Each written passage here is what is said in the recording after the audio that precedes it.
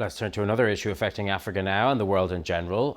Over the weekend, the United Nations has been hosting experts from around the world in Bangkok for discussions on how to limit plastics pollution. Well, this all comes ahead of a summit scheduled for the end of November when the UN hopes to get a global treaty signed, limiting the amount of plastics that the world produces.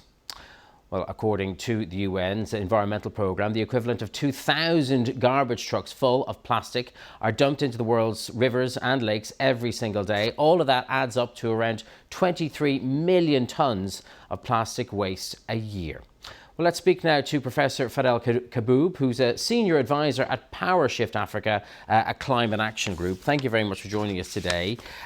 Obviously, a treaty such as this is a very noble cause. Realistically, though, do you think it's going to be achieved, or how difficult will it be to achieve it? Well, there's a UN environmental program resolution from 2022 that is actually mandating that not only we produce a treaty, but it would be legally binding treaty to end plastics pollution.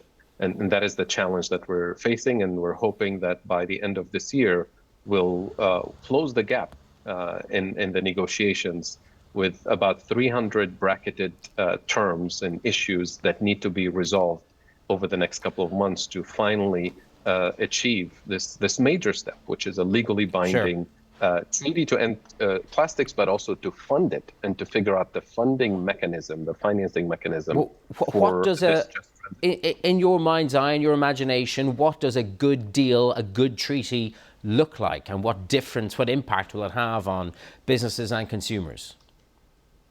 Well, the science of it is very clear. The economics of it is where the debate is in terms of which countries and which particular producers will bear the brunt of the burden of transitioning away from plastics. Of course, there's the low-hanging fruits of plastics items that can be phased out almost immediately.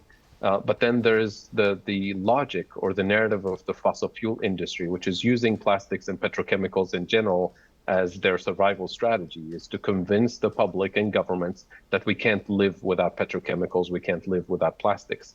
And that is unfortunately the narrative that some countries in the global south have adopted, because they're dependent on plastics in terms of manufacturing and in terms of actual production, especially the oil-producing countries, and also in terms of use of plastics. So we need a just transition framework to underwrite the cost of the transition away from plastics in terms of jobs, in terms of alternative technologies, in terms of alternative industries in the global south.